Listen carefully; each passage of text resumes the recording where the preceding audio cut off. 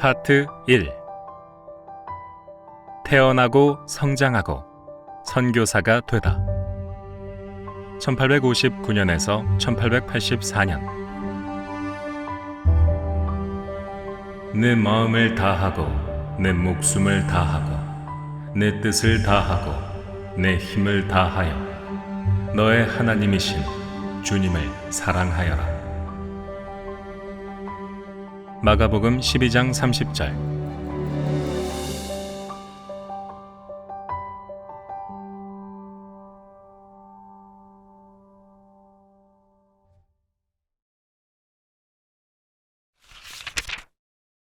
믿음의 가족. 호러스 그랜트 언더우드. 조선에서는 원두우 목사로 더 널리 불렸던 한국 개신교 초기의 개척 선교사 언더우드는 1859년 7월 19일 존 언더우드와 엘리자베스 그랜트 메어의 아들로 영국 런던에서 태어났다. 존과 엘리자베스는 3남 2녀, 총 5명의 자녀를 둔 다복한 부부였는데 언더우드는 그들의 넷째 아이로 위로 누나 1명과 형 2명이, 아래로는 여동생이 1명 있었다.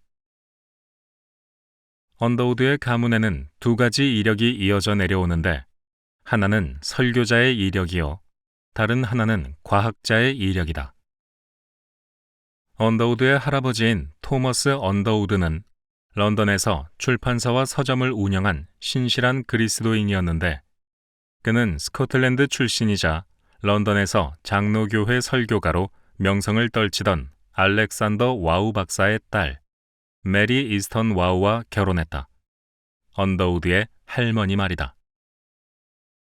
할머니 메리의 아버지, 즉 언더우드의 진외 증조부였던 알렉산더 와우 박사는 런던 선교회 심사위원회 위원장이었고 영국 성서공회의 위원이었으며 스코틀랜드 병원협회, 아일랜드 복음협회, 기독교 전도문서회, 노예제 반대협회 등의 활동에도 적극적이었던 장로교회의 어른으로서 어린 언더우드에게는 가문의 자랑이요 본받을 모범이었다. 와우 박사가 28년간 위원장직을 맡은 런던 선교회는 1795년 영국에서 설립된 초교파적 해외 선교단체였다. 개신교는 가톨릭과 달리 성공회, 장로회, 회중교회, 침례회, 감리회 등 다양한 교파들로 나누어져 있어서 당시 하나의 개신교 교파, 교단이 해외에 선교사를 파송하기란 경제적으로 쉽지 않았다. 하지만 서유럽의 식민지 확장과 더불어 18세기 말에서 19세기 초에 바야흐로 개신교의 위대한 선교 시대가 열리자 복음을 전하는 위대한 사역을 증진시키기 위해 여러 개신교 교파들이 모여 런던 선교회를 조직했고 남태평양의 타히티로 첫 선교사를 파송했다. 그 후 아프리카와 중국에도 선교사를 파송했는데 그 유명한 중국의 첫 개신교 선교사로 1807년 마카오 땅을 밟은 로버트 모리슨과 역사상 가장 뛰어난 중국 학자로 평가받는 제임스 레그도 런던 선교회 소속이었다. 우리에게 익숙한 제너럴 셔먼호 사건으로 1866년 대동강변에서 유명을 달리한 로버트 저메인 토머스 목사도 런던 선교회 소속이었다. 런던 선교회를 이끌어간 중심 사상은 복음 사역을 위해 교파의 다름을 초월하여 연합한다는 에큐메니컬 사상이다. 알렉산더 와우 박사는 런던 웰스가 교회에서 시무하던 장로교회 목사였지만 교파 연합 운동에 지대한 관심을 가지고 영국의 국교인 성공회는 물론 장로회, 감리회, 침례회, 회중교회 등이 연합한 하나의 연합 선교회를 이루는 데 힘쓰면서 이를 위해 1795년 그 선교회의 기본 강령을 기초한 것으로도 알려져 있다. 와우 박사가 기초했다는 기본 강령이 바로 런던 선교회의 기본 강령이었다. 런던 선교회는 1966년 영연방 선교협회와 합병되면서 그 이름이 역사 속으로 사라졌지만 170여 년간 교파연합 선교단체로서 전 세계 선교지에 선교사를 파송하며 피와 땀으로 역사를 써내려갔다. 그런데 그 설립 정신이 언더우드의 선조인 와우 박사의 에큐메니컬 사상이었던 것은 후손으로서 자랑스러웠을 것이다. 이러한 알렉산더 와우 박사의 설교가이자 선교운동가로서의 이력은 그 후손들에게 이어져 언더우드의 삼촌인 에드워드 존스는 목사로서 런던 선교회의 총무직을 맡았다. 언더우드 대에 이르러서는 조선 선교사 언더우드뿐 아니라 그의 사촌들 가운데에도 인도의 2명, 아프리카의 1명, 오스트레일리아의 1명, 브라질의 1명 등 총 6명이 해외 선교사로 나간 명실상부한 선교사 집안이었다.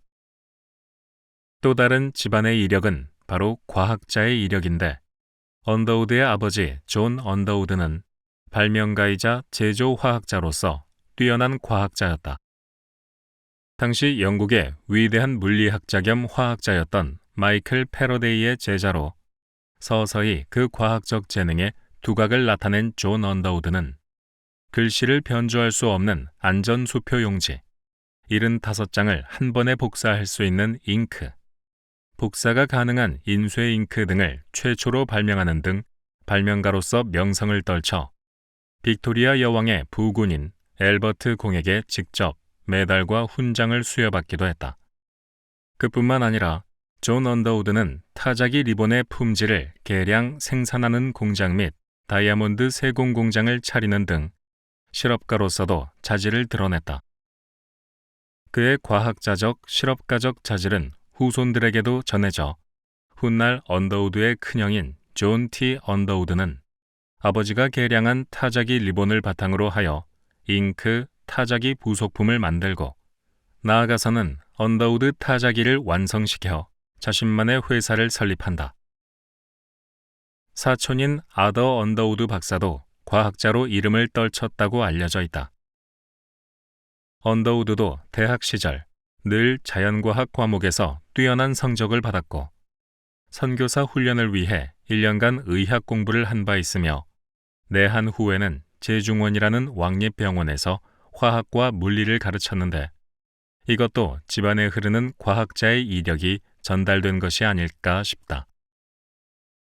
그런데 언더우드 가문의 가풍 가운데 언더우드에게 가장 큰 영향을 미친 것은 바로 그리스도를 따르는 신실한 종이 되어야 한다는 깊은 기독교 신앙과 그리스도인의 성품이었다. 언더우드의 할머니, 할아버지가 알렉산더 와우 박사의 영향 아래 신실한 신앙인의 삶을 살았던 것은 물론이거니와 언더우드의 아버지, 어머니도 헌신적인 신앙을 보여주었다. 아버지 존 언더우드는 바쁜 사업 가운데에서도 교회 활동에 헌신적이었다. 아무리 바빠도 일요일 오전은 교회의 여러 예배와 모임에 참석했고 오후에는 아이들 곁에서 성경 이야기를 함께 나누었다. 아이들이 교회를 즐겁고 편안한 곳으로 느낄 수 있도록 교회에 어린이 의자를 놓아주고 집에 오는 길에는 그날 들은 설교 내용과 성경 본문을 질문하여 아이들이 그 말씀을 다시 새겨보고 자신의 것으로 만들어 나가도록 이끌었다. 어머니 엘리자베스 언더우드도 온화한 그리스도의 성품으로 아이들을 사랑으로 품었다. 독일어와 프랑스어 교사로도 재직한 바 있을 정도로 뛰어난 학식을 겸비한 여성이기도 했던 어머니 엘리자베스는 주변인 누구도 그녀가 목소리 높여 화내는 것을 단 한 번도 본 적 없다고 할 정도로 온화하고 다정다감한 성품을 지닌 사람이었다. 언더우드의 큰형 존 T. 언더우드와 작은형 프레드 W. 언더우드 역시 깊은 믿음을 지녀 동생에게 본을 보였다. 형제들은 주일 오후에 늘 교회 놀이를 했는데 형들은 동생 언더우드가 설교자 역할을 할 수 있도록 항상 양보해 주었다. 아이들은 히브리서 전체를 비롯한 성경의 많은 부분을 외우고 있었다. 언더우드가 평생에 보인 교회에 대한 헌신과 온화한 그리스도인의 성품은 바로 그런 가족의 유산이라고 말할 수 있다.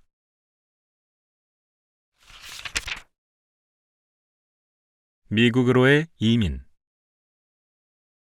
이렇게 런던에서 발명가이자 잉크 제조업자로 이름을 날리며 사업도 넉넉히 키워나가던 아버지와 누구보다 사랑이 넘치는 어머니 아래 유복한 어린 시절을 보내던 언더우드 집안에 1865년 큰 슬픔이 닥쳐온다. 어머니가 여섯째인 막내 동생을 낳았는데 2달도 안 되어 아기도 어머니도 사망하고 만 것이다. 언더우드는 아직 6살밖에 되지 않은 꼬마였다. 엄마의 손길과 돌봄이 아직 많이 필요한 어린 나이에 언더우드는 그렇게 막내 동생과 함께 세상의 전부와도 같은 엄마를 잃고 말았다. 화불단행이라고 했던가. 슬픔 가운데 또 다른 시련이 연이어 덮치니 같은 해에 집안의 어른이자 아이들의 지근한 할머니였던 메리 언더우드도 세상을 떠났다. 또 이듬해에는 아버지의 사업 파트너가 문제를 일으켜 존 언더우드는 파산하여 재정적으로 큰 곤란에 빠지게 되었다. 어머니와 할머니를 잃은 언더우드 가족은 경제적 위기까지 겪게 된다. 하지만 그런 가운데에서도 존 언더우드는 가정을 지키기 위해 고군분투했고 어린아이들을 위해 캐롤라인 넌이라는 여성과 재혼했다. 새어머니 캐롤라인에게는 2딸이 있었는데 이로써 언더우드 가족은 새엄마와 2명의 누이 등 3명의 새 가족을 맞이하게 되었다. 또한 힘든 와중에도 존 언더우드는 아이들의 학업을 지원했다. 초등학교를 집 근처의 콕스 공립학교에 다녔던 언더우드는 아버지의 지원으로 10살 때 바로 위의 형 프레드와 함께 영국에서 가까운 북프랑스의 블로뉴 쉬르메르에 있는 가톨릭계 기숙학교로 유학을 떠나게 되었다. 가톨릭 교회에서 운영하는 학교였지만 선하고 현명한 디에 교수와 교사들의 영향으로 언더우드 형제는 다른 영국 출신 학생들과 함께 개신교 신앙을 유지하며 학업을 이어나갈 수 있었다. 언더우드는 그렇게 1869년부터 1873년까지 3년여간 프랑스에서 공부하며 프랑스어를 익히고 가톨릭 친구들과 사귀며 성장해 나갔다.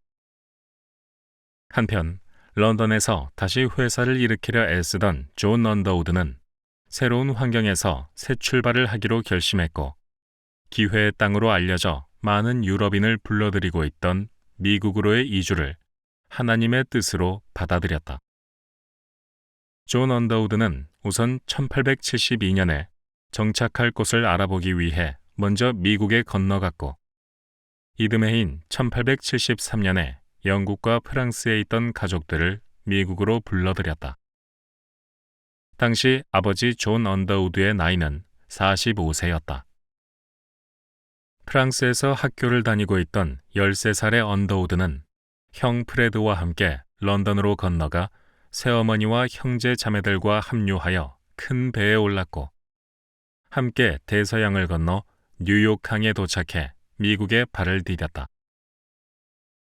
언더우드 가족이 새롭게 둥지를 튼 곳은 미국 뉴저지주의 뉴더럼, 즉 허드슨강 서쪽 지역이었다. 가족들은 미국에 도착하자마자 우선 적을 둘 교회를 찾았다. 뉴더럼이 초기 네덜란드 이민자들의 개척지였던 관계로 주변에는 네덜란드계 개신교회인 화란개혁교회가 많이 있었다. 화란개혁교회는 언더우드 가문이 런던에서 적을 두고 있던 장로교회와 마찬가지로 칼빈 신학에 뿌리를 두고 있어 신학적으로 매우 가까운 개신교단이다. 언더우드 가족은 미국 이주 후 1년이 넘은 뒤인 1874년 12월 5일 그로브 개혁교회에 신앙 고백을 함으로써 정식 교인으로 등록했다. 이후 언더우드는 다소 보수적인 개혁교회의 영향 아래 신앙생활을 해나가며 신학교도 개혁교회 계통인 뉴브런즈윅 신학교로 진학하게 된다. 그리고 이러한 언더우드의 정통 칼빈주의 신학 사상은 한국 장로교회에도 고스란히 이어지게 된다. 미국으로 이주한 뒤 언더우드 가족들은 얼마간 힘겨운 생활을 이어나갔다. 과학자로서의 자질을 발휘하여 다시 사업을 시작하려는 아버지를 돕기 위해 큰아들 존 T. 언더우드는 주급 $5의 주물 공장에서 일하며 살림에 보태기도 했다. 1874년 아버지가 드디어 집 창고에서 필기용 잉크를 만드는 회사인 존 언더우드 앤드 컴퍼니를 설립했는데 이때 큰형과 작은형도 회사에 합류하면서 조금씩 생활의 기반이 닦이기 시작했다.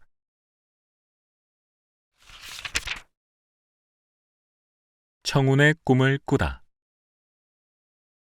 언더우드는 어려서부터 목사가 되겠다는 꿈을 가지고 있었는데 아버지는 미국 이주 후에도 그런 막내 아들의 꿈을 응원하며 다른 자녀들과 달리 언더우드의 교육을 지속적으로 지원했다. 이에 이주 후 곧 언더우드를 저지시의 최고 명문 학교였던 헬스브룩 소년학교에 입학시켰다. 꿈 많던 13세에서 15세의 소년 언더우드는 학교에서 그리고 교회에서 마음껏 배우고 마음껏 뛰놀며 미국에서의 삶에 적응해 나갔다. 헬스브룩 소년학교는 수학과 영문법, 지리, 역사 등의 기본 과목뿐 아니라 헬라어와 라틴어 등 고전 언어도 가르쳤는데 목회자를 희망하는 언더우드에게는 더할 나위 없이 좋은 교육 환경이었다. 그러나 헬스브룩 소년학교를 졸업한 뒤 몇 년간 언더우드는 상급 학교에 진학하지 않은 채 숨을 고르며 인생의 진로를 고민하는 시간을 가졌다. 당시 아버지가 잉크 회사 외에 다이아몬드를 아주 작게 가공하는 기술을 개발하여 새로운 회사를 차렸는데 가공 비용이 워낙 비싸 이윤을 전혀 남기지 못하여 다시 경제적으로 힘든 시기를 겪게 된다. 언더우드가 상급 학교에 바로 진학하지 않은 이유가 이러한 집안의 경제적인 상황 때문이었을 것으로 짐작된다.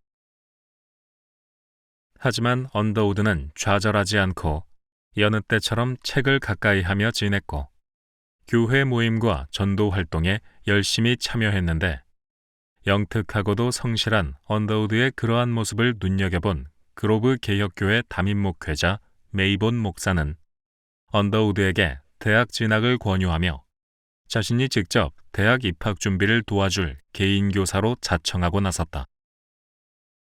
훗날 메이본 목사는 뉴브런즈윅 신학교에서도 교수로서 언더우드를 지도하고 또 조선 선교사 임명 때는 추천서를 써주기도 했는데 자신이 소년 언더우드와 처음 만났던 당시를 다음과 같이 회상한 바 있다. 내가 그를 처음 보았을 때를 결코 잊을 수가 없습니다. 그는 학교 생활을 시작하면서부터 뉴브런즈윅 신학교에 입학을 목표로 하고 있었습니다. 그의 얼굴에 나타나는 진지함과 목적에 대한 집중은 당시에도 나에게 강한 인상을 주었습니다. 그렇게 14살의 어린 나이 때부터 목사가 되겠다는 꿈을 꾼 언더우드였다. 언더우드는 메이본 목사에게 받은 헬라어 책을 6개월 만에 떼는 등 대학에 필요한 공부를 진지하게 탐독했다.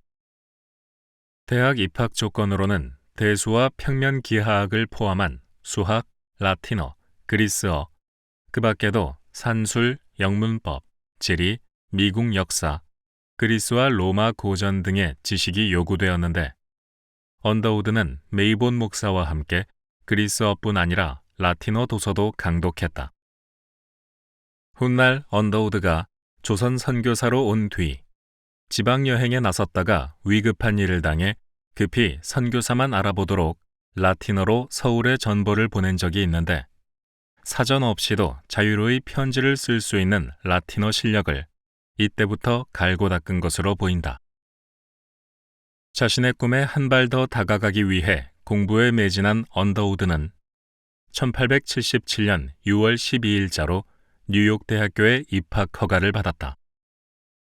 그렇게 언더우드는 18세의 나이에 형제 중 처음으로 대학에 진학했다. 뉴욕 대학교 시절은 언더우드가 청운의 꿈을 마음껏 꿀 수 있던 시절이었다. 비록 어려운 가정 형편으로 인하여 집에서 대학까지 약 11km의 길을 매일 걸어서 왕복해야 했고 끼니도 겨우겨우 해결할 수 있을 정도였지만 매일 5시간씩 자면서 공부하는 열정을 보였다. 당시 뉴욕 대학교에는 물리과, 의과, 법과가 있었는데 언더우드는 물리과에 입학했다. 물리과는 수업료가 무료였기에 집안 형편이 어려운 언더우드가 이 대학을 선택한 이유가 되었을지도 모르겠지만 뉴욕 대학교 물리과 졸업생 가운데 약 15%가 성직자가 되는 전례를 살펴봤을 때 언더우드는 목회자의 길을 가기 위한 선택으로 뉴욕 대학교의 물리과를 선택했던 것 같다. 언더우드가 대학 시절 수강한 과목과 성적표가 뉴욕 대학 기록관리실에 남아있는데 그중 언더우드가 수강한 과목들을 학년별로 살펴보면 다음과 같다. 1학년 수학, 헬라어, 프랑스어, 수사학, 웅변, 라틴어. 2학년 고전, 경제학, 웅변, 화학, 삼각법, 헬라어, 분석기하학, 라틴어, 영문학. 3학년 독일어, 지식철학, 자연철학, 웅변, 현대사, 라틴어, 천문학, 논리학, 헬라어. 4학년 윤리학, 라틴어, 헬라어, 웅변, 지질학, 헌법, 식물학, 국제법, 분석화학. 수강 과목을 보면 헬라어, 라틴어의 고전어 강독이나 윤리학, 논리학, 철학 등의 고전 인문학 수업을 두루 들었을 뿐 아니라 수학, 화학, 기하학, 식물학, 천문학 등의 자연과학 수업, 그리고 웅변이나 국제법, 헌법 등의 사회과학 수업들도 관심을 가지고 선택한 것을 알 수 있다. 이 가운데 언더우드가 매 학년 탁월한 성적을 받은 것은 웅변이었고 그 밖에도 삼각법, 화학, 분석기하학, 천문학, 자연철학, 국제법 등의 과목에서 높은 점수를 받았다. 이 중 자연철학은 물리학에 가까운 학문이었다. 언더우드가 선교 활동 내내 강연과 설교에서 달변가로 이름이 높았던 이유와 제중원에서 화학과 물리학이라는 과목을 거리낌 없이 가르칠 수 있었던 것도 모두 대학 때의 훈련 덕분이었던 것 같다. 뉴욕 대학교 시절의 청년 언더우드의 삶 가운데 한 가지 더 이야기해두고 싶은 것은 바로 언더우드가 푹 빠져 지내던 동아리다. 언더우드는 뉴욕 대학교 내에 델타 웁실론이라는 남학생 사교 동아리에 가입하여 열렬하고도 열광적으로 활동했고 후에도 언제나 그 사실을 매우 자랑스러워했다. 당시 미국 대학의 여타 남성 사교 동아리가 회원과 활동 등을 일절 밝히지 않는 비밀 클럽이었는데 반해 델타 웁실론은 비밀 사교 클럽의 불의와 횡포에 맞서 싸우기 위해 비밀 반대를 외치며 조직된 공개 사교 동아리였다. 매사추세츠의 한 대학에서 시작되었고 뉴욕 대학교에는 1865년에 조직되었다. 델타 웁실론의 창립 정신은 우정의 증진, 인격의 개발, 자유민주적 문화의 확산, 정의의 진보였으며 궁극적인 사명은 회원들이 사회에 나아가 전 지구 공동체를 위하여 보다 나은 사람을 길러내는 것이었다.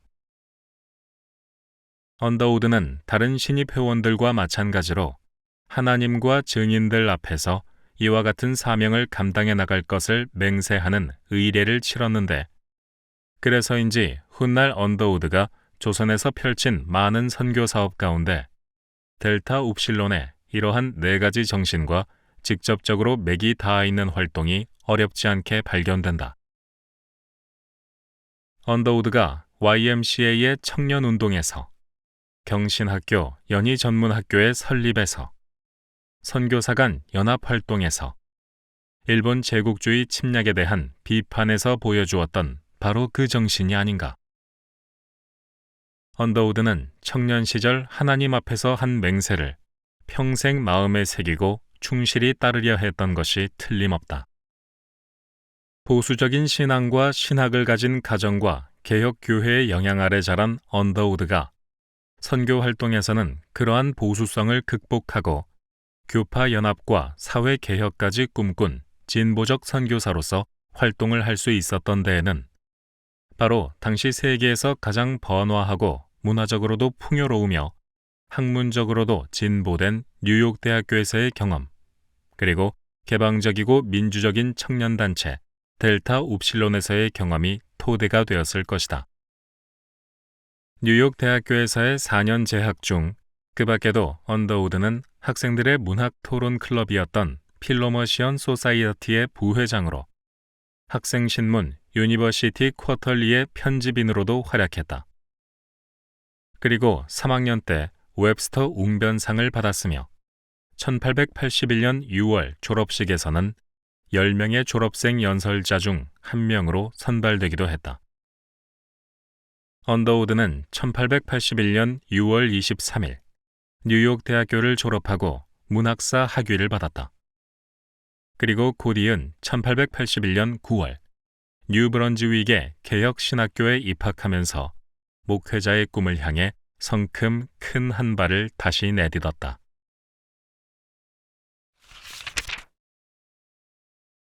청년 목사 언더우드. 대학 졸업식을 며칠 남기지 않은 어느 날, 언더우드는 다시 한번 인생에서 큰 슬픔을 겪는다. 1881년 6월 7일, 아버지 존 언더우드가 사망한 것이다. 언더우드가 대학에 들어간 후 건강이 나빠지기 시작한 아버지는 목에 생긴 악성 종양과 고통스러운 싸움을 계속하다 아들의 대학 졸업식을 2주 앞두고 하나님의 나라로 먼저 떠났다. 존 언더우드는 예수님의 임박한 재림을 굳게 믿고 있던 보수적 신앙인이었고 사회사업가 조지 뮬러와 가깝게 지내며 고아원 등 자선단체를 돕는 일에 꾸준한 관심을 보였던 선한 그리스도인이었다. 아버지의 이러한 신앙과 활동은 언더우드에게 큰 유산으로 남는다. 슬픔을 뒤로하고 뉴브런즈윅 신학교에 입학한 언더우드는 학교 규정에 따라 기숙사인 헤르초크 홀에서 경건한 생활을 하며 3년 동안 성실히 과정을 밟았다. 언더우드와 함께 신학교에 입학한 학생은 총 16명이었고 전교생이 45명인 아담하지만 유서 깊은 신학교였다. 여기서 그로브 교회의 목사이자 대학 입학 전 언더우드에게 개인 교습을 해주었던 메이본 목사가 논증 신학을 가르치고 있어 그 둘은 다시 반갑게 조우했다.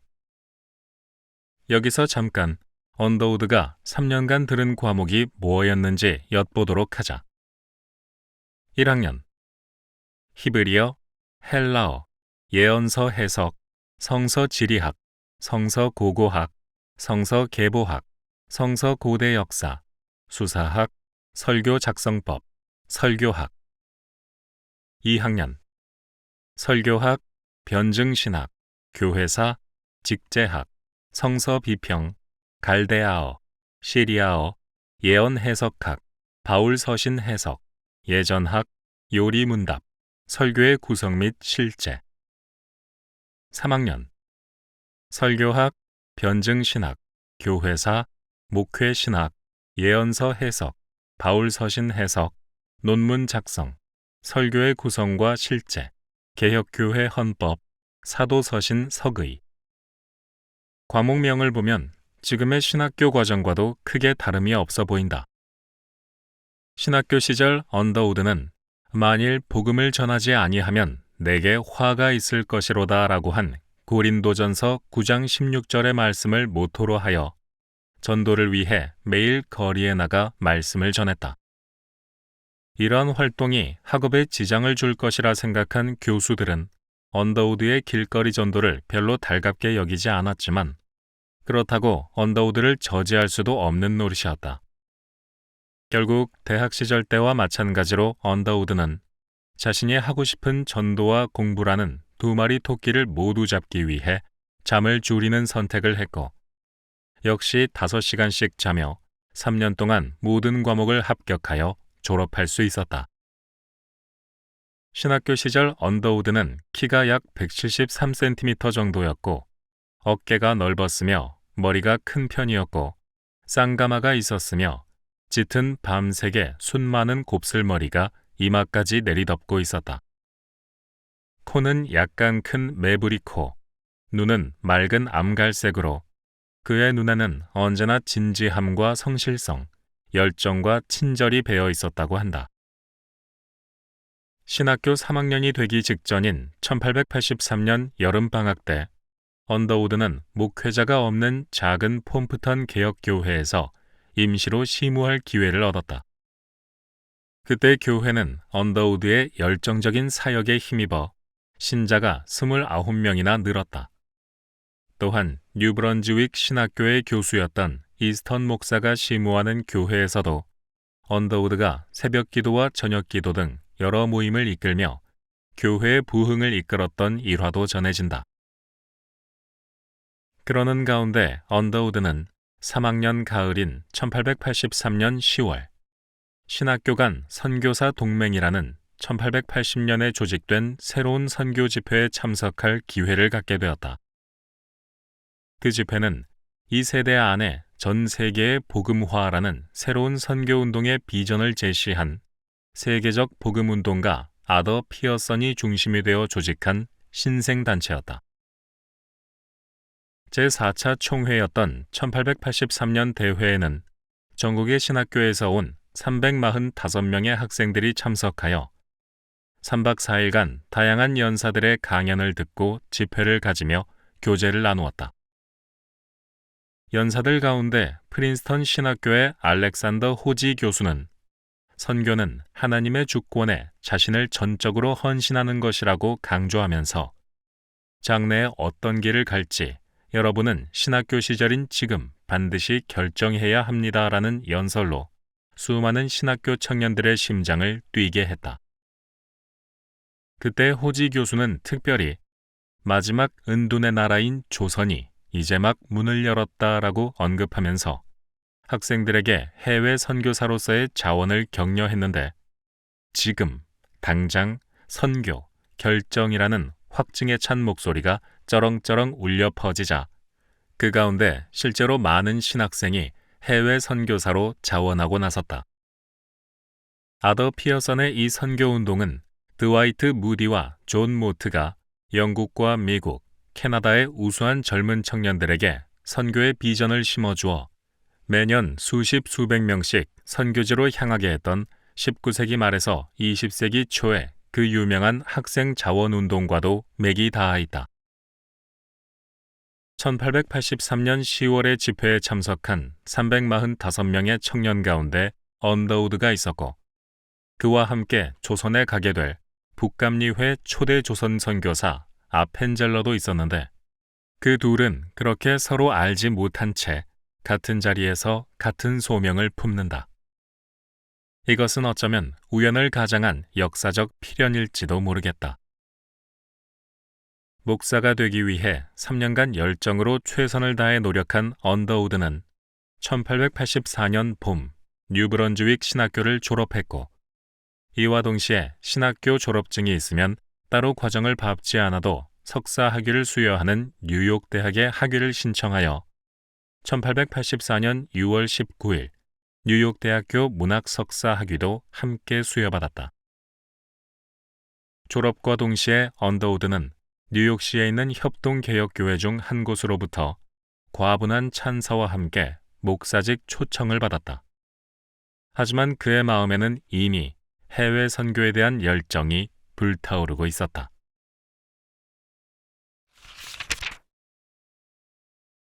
조선의 선교사가 되기로 결심하다. 언더우드가 해외 선교사에 대한 꿈을 처음 가진 것은 4살 때의 일로 인도 선교사의 강연을 듣고부터였다고 한다. 작은 마음에서 피어나기 시작한 선교사에 대한 소망은 대학 시절과 신학생 시절을 지나면서 점차 소명이 되었다. 언더우드의 마음속 선교지는 4살 때부터 줄곧 인도였다. 인도 선교사로 가기 위해 1년 동안 힘든 의학 공부를 할 정도로 그는 자신이 인도로 부르심을 받았다고 굳게 믿고 있었다. 청년 시절 언더우드는 세계 각지에서 활동하는 선교사들의 강연을 들을 기회가 많았다. 중국, 일본, 아프리카, 인도, 미얀마 선교사 등등 선교지에서의 어려움과 희망에 대해 선교사들은 이야기 보따리를 풀어놓았다.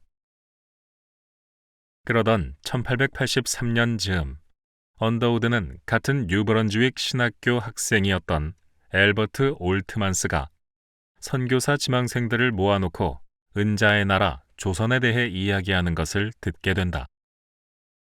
1882년 미국과 조약을 맺었지만 아직까지 한 명의 선교사도 들어가지 않아 1300만 명의 조선인이 복음 없이 살고 있다는 이야기와 조선에서 선교하기를 희망하는 사람을 찾고 있다는 이야기. 하지만 언제나 그랬듯이 언더우드는 조선에 대해 안타까운 마음이 들기는 했지만 인도 선교사로서의 강한 소명의식을 갖고 있었기에 조선에 그다지 관심을 두지 않았다. 그런 그의 마음에 파장이 일기 시작한 것은 어느 조선인이 보내온 한 통의 선교 호소문을 읽고 나서부터였다. 그것은 1884년 1월의 일로 신학교 졸업을 몇 달 앞둔 어느 겨울날의 일이었다. 조선은 1882년 5월 22일 미국과 조미수호 통상조약을 체결하면서 굳게 닫혀있던 쇄국의 문을 열었다. 이후 1883년 4월 조선에 미국 공사관이 설치되고 초대 미국 공사로서 푸트가 부임했다. 이후 영국, 독일, 러시아 등의 구미 여러 나라와 하나씩 조약을 체결해 나가며 조선은 바야흐로 근대화를 향해 내달기 시작했다. 조선은 기실 1880년부터 개화 정책이 본격 논의되기 시작하여 1881년 근대적 문물 제도를 시찰하기 위해 일본에 조사 시찰단을 파견한 바 있는데 이때 12명의 조사 중 한 명이었던 어윤중의 수행원으로 17세의 나이에 일본에 가 이후 유학까지 한 윤치호가 주조선 초대 미국 공사 푸트 부임 당시 통역으로 함께 돌아오기도 하는 등 일본에 파견된 조사와 수행원들은 이후 개화당 인사가 되어 구한말 격동기에 근대화를 이끈 한 축이 되기도 한다. 1881년에 조사 시찰단으로 일본에 다녀온 인물 중 안종수라는 사람이 있었다. 농학자이기도 했던 안종수는 수행원으로서 일본에 갈 기회를 얻었고 그때 일본에서 수많은 농서를 가져와 번역한 뒤 조선 최초의 근대적 농업기술서인 농정신편을 편찬하면서 근대적 농법을 조선에 소개한 선구적인 인물이었다. 그런데 안종수가 일본에서 쫓아다니며 만난 일본 농학자 가운데에는 일본 근대 계몽 사상가로서 서양의 농업기술을 배워와 도쿄의 농학교를 개설하고 서양 채소와 과일 농사법을 일본에 소개하는 데 힘쓰던 츠다 센이라는 사람이 있었다. 어느 날 안종수는 츠다 센의 집에 초대를 받아 갔다가 거실 한편에 걸려있는 한문 족자를 보게 되었다. 글을 따라 읽어 내려가는데 의미를 잘 알 수가 없었다. 심령이 가난한 자는 복이 있나니 천국이 그들의 것이미요. 애통하는 자는 복이 있나니 그들이 위로를 받을 것이미요. 온유한 자는 복이 있나니 그들이 땅을 기업으로 받을 것이미요. 조선에 돌아오고 나서도 안종수는 족자 속의 구절이 잊히지 않았다. 그러던 어느 날 자신의 벗인 이수정이 1882년 9월 수신사 박영효의 비공식 수행원으로 일본에 간다는 말을 들었다. 이수정의 도일 목적은 선진 농학과 법률, 우편, 해운 등 개화된 문명을 배우는 것이었다. 안종수는 이수정을 찾아가 도쿄에 가거든 츠다센이라는 농학자를 꼭 찾아가 보라고 당부했다. 그리고 거실의 족자도 한번 살펴보라고. 일본에 건너간 이수정은 곧 츠다센을 찾아갔고, 이수정 역시 거실 족자 속에 적힌 구절을 읽고 그것이 무슨 의미인지 궁금해지기 시작했다. 동양고전에서 접한 적 없는 수수께끼 같은 말이었다. 츠다센은 기독교인이었다. 감리회 교회 교인으로 아오야마 가쿠인 대학의 설립자 중 한 명이기도 한 저명한 기독교 농학자이자 교육가이자 근대 계몽사상가였다. 이수정은 족자의 뜻을 물었고, 둘은 자연스레 농학이 아닌 성경 말씀과 예수의 가르침에 대해 이야기를 나누게 되었다. 그리고 츠다센은 이수정에게 한문으로 된 신약 성경 한 권을 선물했다. 이후 이수정은 일본에 남아 성경을 탐독하며 기독교 교리를 연구했고, 1883년 4월 29일 로게스초 교회에서 야스가와 목사에게 세례를 받았다. 일본에서 세례를 받은 첫 조선인 개신교 신자의 탄생이다. 이후 이수정은 제1미국 성서공회 총무 루미스의 제안을 받아들여 한문 성경을 한글로 번역하는 작업에 착수했고, 일본에 와 있던 조선인 유학생들을 전도하기 시작했다. 이때 이수정은 조선에도 선교사가 들어갈 수 있도록 힘써달라고 적극 청원하는 활동에도 나섰는데, 이수정의 바람과는 달리 일본에서는 조선의 선교는 일본인이 담당해야 한다는 의견이 대두되는 것을 알게 된다. 이에 이수정은 기독교를 일본이 아닌 미국으로부터 소개받고 싶은 마음에 미국의 기독교인들에게 편지를 보내 조선으로의 선교사 파송을 요청했다. 여러분의 나라는 기독교 국가로 우리에게 잘 알려져 있습니다. 그러나 여러분이 우리에게 복음을 보내주지 않으면 나는 다른 나라가 그들의 교사들을 신속히 파송하리라 생각하며, 또한 그 가르침이 주님의 뜻과 일치하지 않을까 하여 걱정하는 것입니다.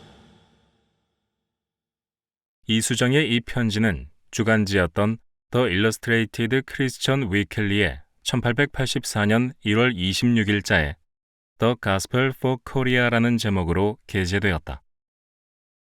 언더우드는 여느 때처럼 주간지를 사서 손에 들고 무심히 페이지를 넘기다가 이수정의 편지를 읽게 된 것이다.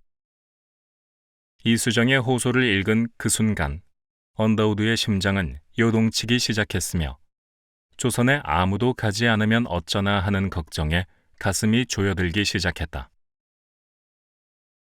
아니야, 그래도 누군가는 조선으로 가려고 나서겠지. 언더우드는 생각했다.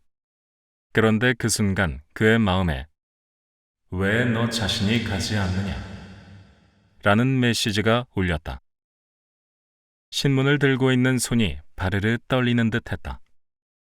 그 순간의 울림을 언더우드는 도저히 외면할 수 없었다.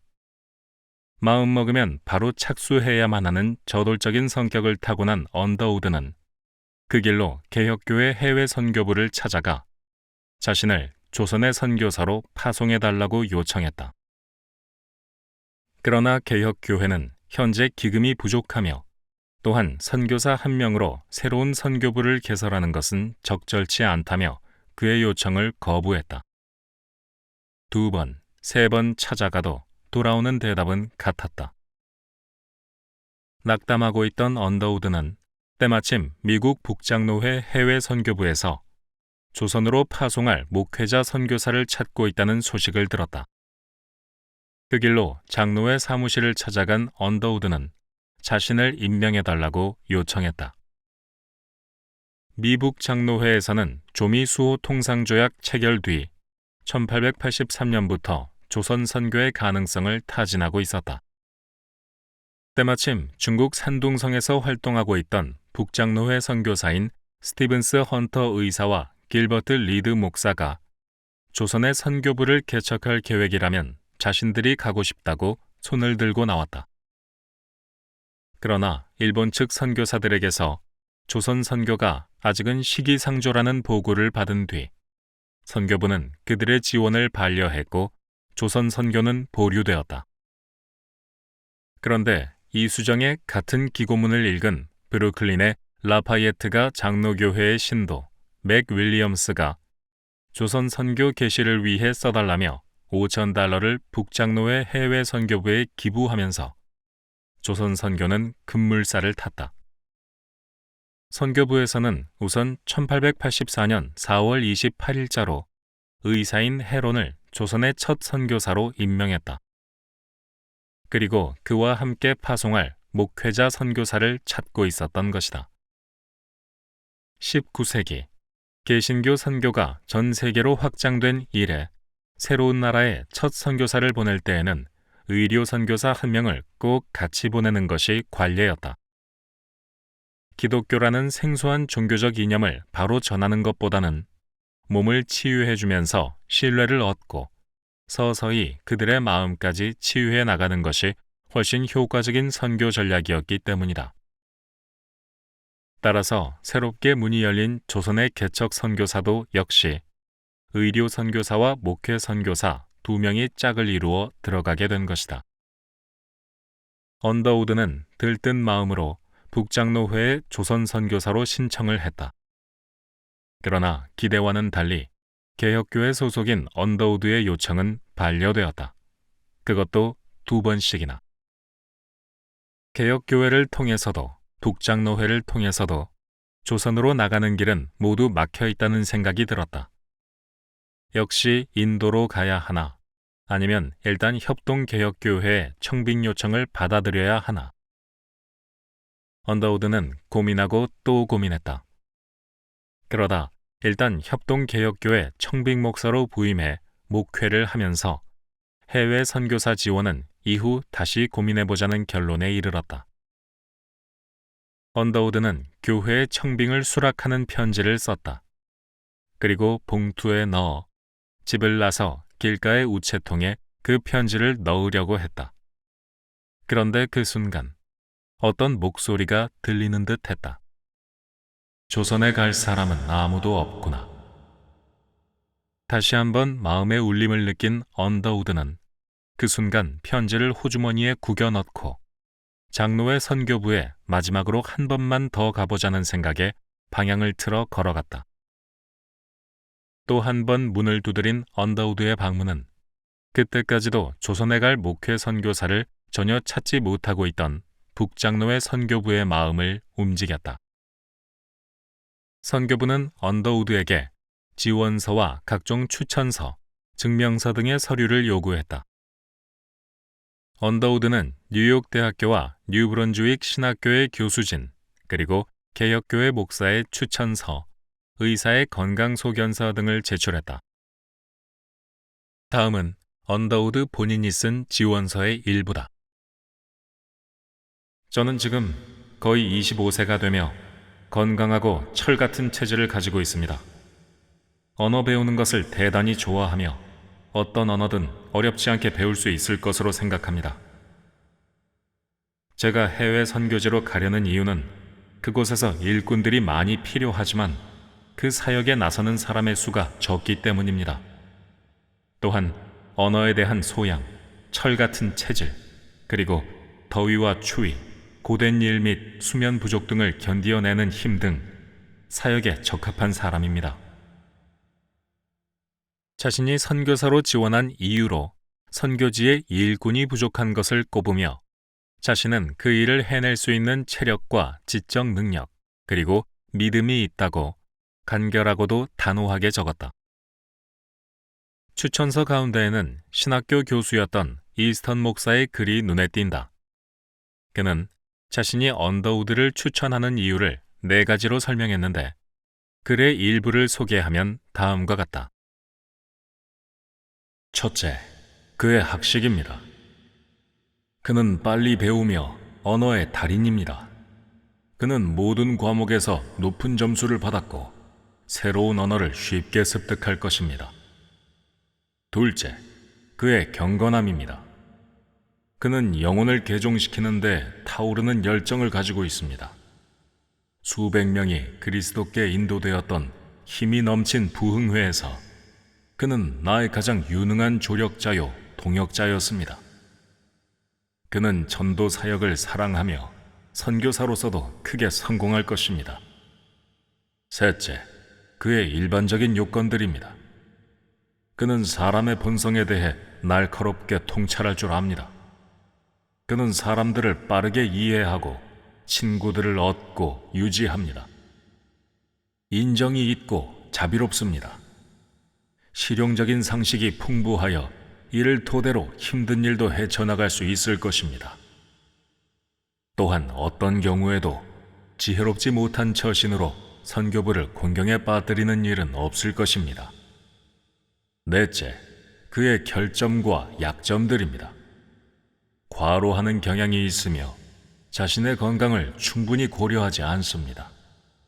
자신의 체력이나 공부보다도 그는 복음을 전도하는 것에 더 많은 시간을 들이는 경향이 있으며 선교지로 들어갈 때 이 점을 분명히 해야 할 것입니다.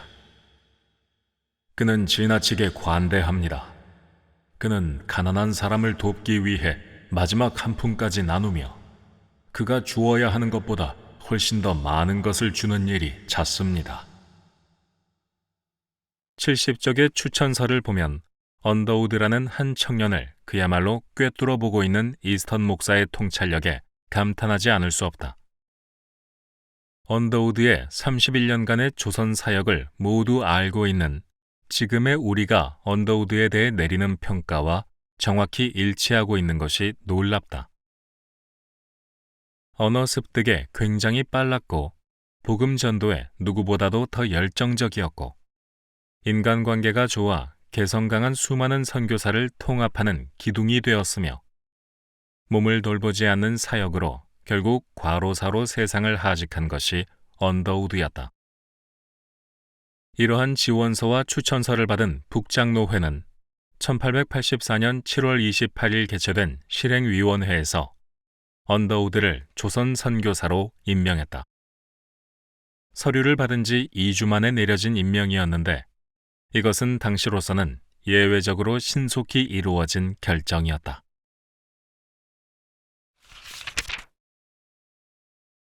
조선으로 가는 길.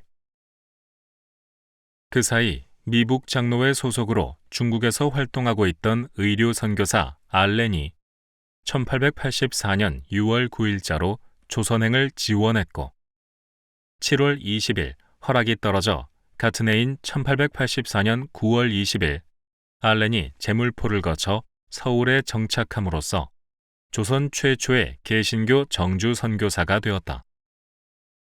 이로써 목회 선교사 언더우드의 의료 선교사 파트너는 헤론에서 알렌으로 변경되었다. 조선 선교사로 임명된 언더우드는 빠르게 필요한 준비를 해나갔다. 우선 1884년 11월 3일에 버건노회에서 강도사 자격을 받았고 11월 14일 뉴브런즈윅 노회에서 목사 안수를 받았으며 같은 날 저지시의 장로회 노회로 교적을 변경했다. 이로써 언더우드는 개혁교회 소속이 아닌 미국 북장로회 소속의 목사가 되었다. 아버지가 돌아가신 뒤 회사와 집안을 돌보고 있던 큰형 존 T. 언더우드는 가톨릭 선교사들이 잠입하여 활동하다 붙잡혀 모진 고문을 당하다 죽은 나라로만 알려져 있는 바로 그 조선에 동생이 개신교 개척 선교사로 간다는 이야기를 듣고는 동생이 이제 가면 다시는 돌아오지 못할지도 모른다고 생각했다. 그래서 1884년 여름, 형은 동생을 영국에 보내 친척들에게 작별 인사를 하도록 했다. 1884년 12월, 언더우드는 뉴욕을 출발하는 것으로 조선을 향한 긴 여행에 첫 발을 뗐다. 큰형은 시카고까지 따라가 동생을 배웅했다. 언더우드는 시카고에서 대륙 횡단 기차로 갈아타고 샌프란시스코로 갔고 12월 31일 샌프란시스코에서 일본으로 가는 기선에 올라 은둔의 나라 조선을 향했다. 옷가방 하나와 커다란 카메라 한 대, 타자기 한 대, 언더우드가 미국을 떠날 때 손에 들고 있던 짐의 전부였다. 태평양을 건너 일본 요코하마에 도착한 것은 이듬해인 1885년 1월 25일 일요일 아침이었다. 이때부터 정확히 2달간 언더우드는 요코하마에서 조선어를 배우며 본격적인 선교 준비에 들어갔다. 조선보다 훨씬 앞선 1854년에 개항한 일본의 경우 1859년부터 유럽과 미 대륙의 여러 선교단체가 일본의 개항진의 외국인 거류지에 선교사들을 파송해 놓고 있었다. 그중 언더우드가 본래 속했던 미국 개혁교회 소속 선교사들도 요코하마를 중심으로 활발히 활동하고 있었는데, 예를 들어 1865년 일본인 최초로 개신교 세례를 받은 야노 모토타카에게 세례를 집례한 발라 선교사도 그중 한 명이었다. 하지만 언더우드는 요코하마에 머물 때 같은 북장로회 소속의 헵번 선교사의 집에서 유숙했다. 헵번 선교사는 1859년 일본에 파송된 개척 선교사 중 한 명으로 의료 선교사이기도 했지만 1867년 일영사전을 편찬했고 1872년 개혁교회의 브라운 선교사와 함께 복음서를 번역한 뒤 1874년 신약성서 공동번역위원회가 조직될 때 핵심 위원으로 성경의 메이지 역본 출판에 결정적인 기여를 하는 등 일본어 역 성서 출판에도 큰 역할을 했다. 또한 현재도 명문사학으로 자리 잡고 있는 도쿄의 메이지 가쿠인 대학을 설립하기도 하는 등 전방위적으로 활동을 펼치고 있던 베테랑 선교사였다. 선교사로 이제 막 첫 발을 뗀 25살의 젊은 언더우드가 이렇게 경험이 풍부한 70세의 노선교사 집에서 2달간 머물며 그의 일거수일투족을 엿볼 수 있었던 것은 언더우드에게 크나큰 배움의 기회가 아닐 수 없었다.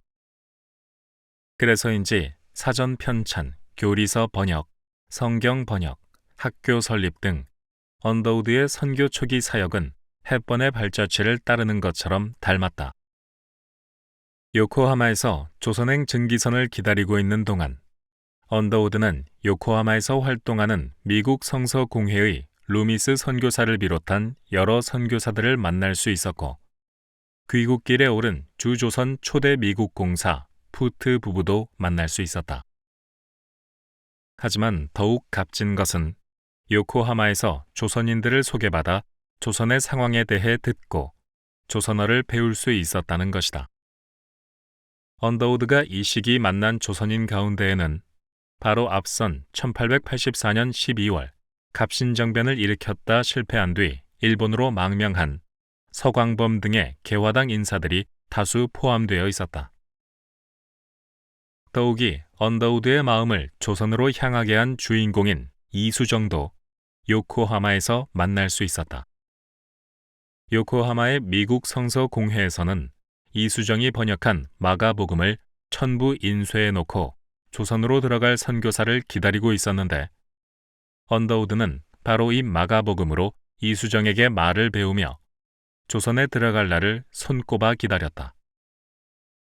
언더우드가 요코하마에 도착한 지 한 달 뒤인 2월 27일에는 미국 북감리회에 조선개척 선교사로 파송된 아펜젤러 선교사 부부와 스크랜턴 의사 부부, 그리고 미북감리회 여성해외 선교부에서 파송된 스크랜턴의 어머니 메리 스크랜턴 여사, 이렇게 5명이 미국에서부터 건너와 요코하마에 도착했다.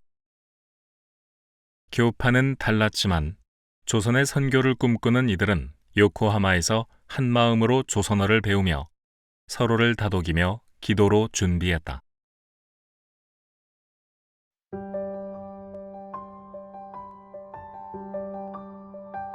그리고 1885년 3월 25일 언더우드는 북감리회 선교사들 가운데 선발대로 뽑힌 아펜젤러 부부와 함께 조선으로 향하는 배에 올랐다. 배는 3월 28일 나가사키에 기착한 뒤 4월 2일에 부산, 4월 5일에 드디어 목적지인 제물포항에 도착했다.